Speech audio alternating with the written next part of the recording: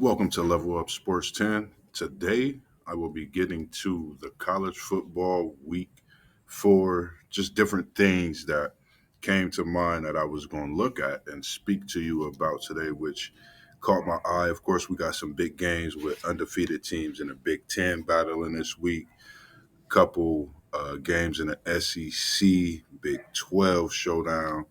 And the one thing that caught my eye this week was coming into week four. You got the ACC, the Big Ten, the Big 12, SEC, and also I was looking at the MAC schools.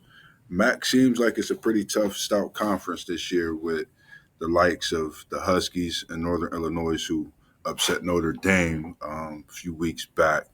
And then you got Toledo, who is sitting atop of the MAC right now at a 3-0 record, which is not in the top 25. Proven with a big win that Northern Illinois got. I do believe that's the reason that they have surpassed Toledo and getting into that top 25 ranking as well. So I've looked at quite a few things. You got the ACC with five undefeated teams. You have the Big Ten also with five undefeated 3-0 teams. This was what I'm speaking in the ACC and the Big Ten. But the Big Ten also have four teams that's 2-0. And that brings them to a total of nine teams that's undefeated in the Big Ten total, four of them being 2-0. So we take the Big 12. The Big 12 has six teams that's 3-0, one 2-0. So that brings them to a total of teams being seven with an undefeated record. And let me go back and say the ACC has three in the top 25. The Big Ten has seven in the top 25. And the Big 12 has four in the top 25. Now to the SEC, you have seven undefeated teams. And it's just seven undefeated teams. And all those teams are 3-0. And I think that SEC is definitely going to have its battles as the season continue with the Tennessee-Oklahoma game this weekend that's going to be brewing. And I actually have Oklahoma winning that game against Tennessee this weekend. Tennessee is a team that I have liked looking at them, throughout the season.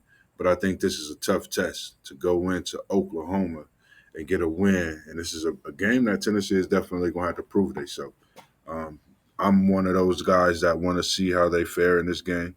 And I took Oklahoma, feeling that this is a time that Oklahoma can step up and get a big win, especially at home this early in the season. It could be a statement as they play and progress through the season with that tough schedule they have as well. So, just thinking of that, you also have five teams in the ACC that are 2-1, five teams also in a Big 12 that are 2-1. And you get to the Big Ten, you have seven teams that are 2-1, and in the SEC, there are six teams that's 2-1. And we can't forget about the independent, even though we know they took a lump to those Northern Illinois Huskies, who are number 23, and that is the Notre Dame Fighting Irish. Now, Conference USA, Liberty sits atop at a 3-0 ranking right now. So I've kind of put some thoughts into a lot. It's seeming to be a very good season. That's one thing for sure. And I did forget to mention that one 3-1 team in the ACC, that one 3-0 team. And I don't know. They could put a scare in a few schedules late in the season. I know what team that is. I don't know if you do, but we'll see if you do your research and like in the comments.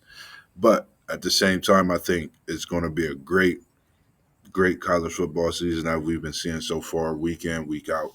And the thing that I notice is it's a lot of parity that's beginning to happen with teams.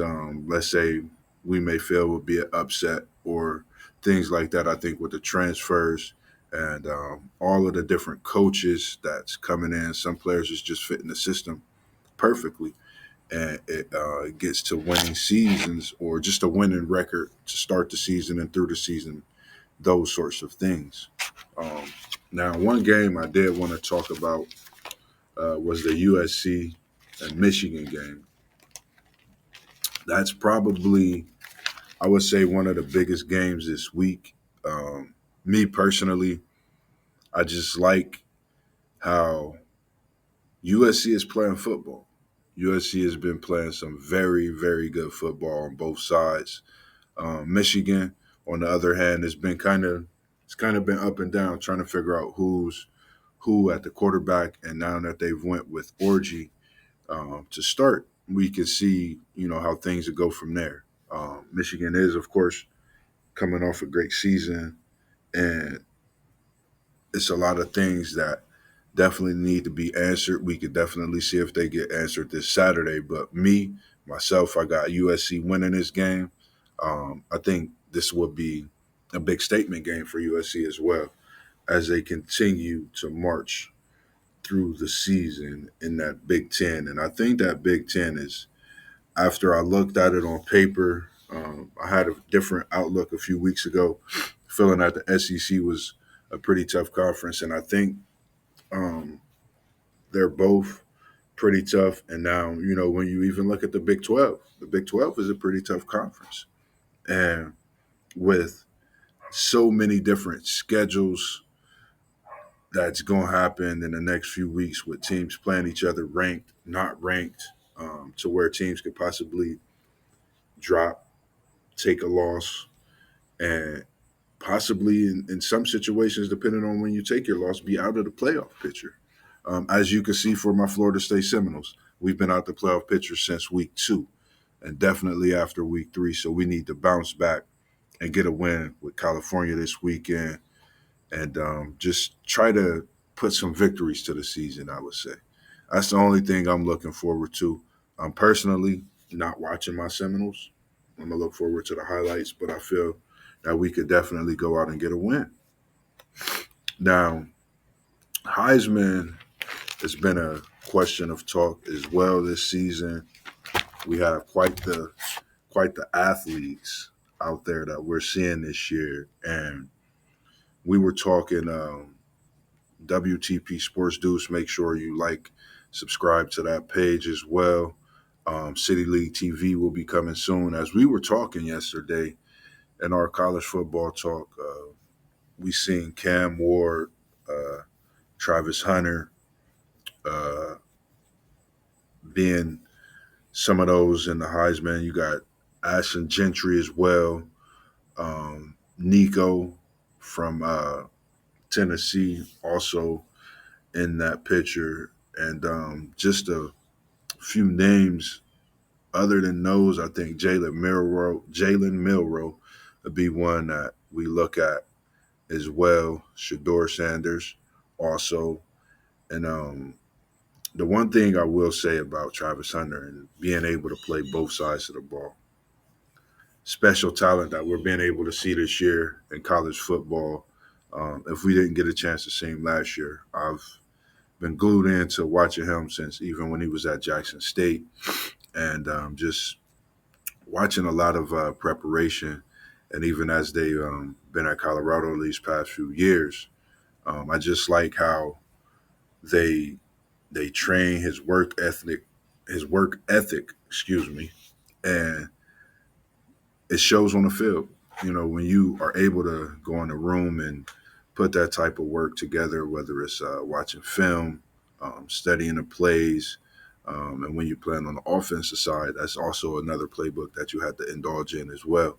And doing a great job of that. And that Colorado team is 2-1 this year, and there's still, um, I think, questions to be answered for a lot of people on the offensive line, of course, and the defensive line.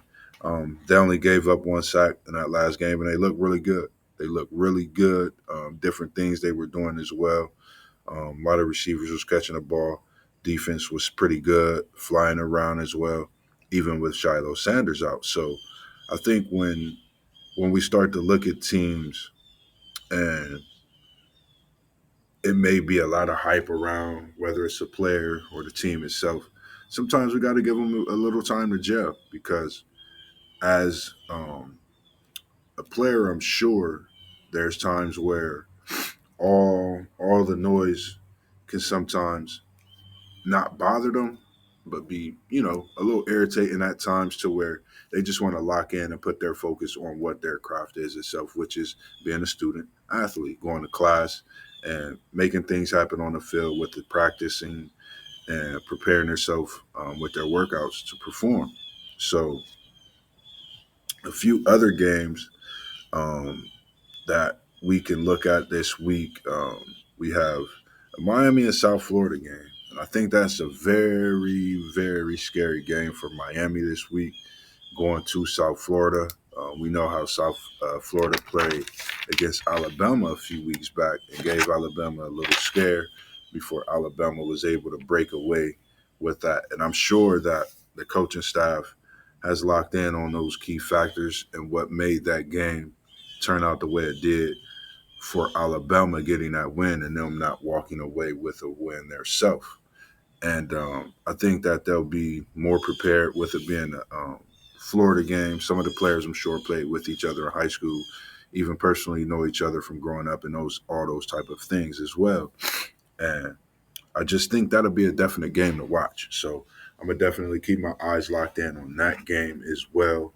And I also see an ACC showdown with Georgia Tech and Louisville.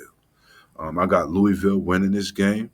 I just feel like Louisville is a team that's under the radar when it comes to no one's really seen or paid much attention to. And I'm an ACC guy. This Louisville team reminds me of Lamar.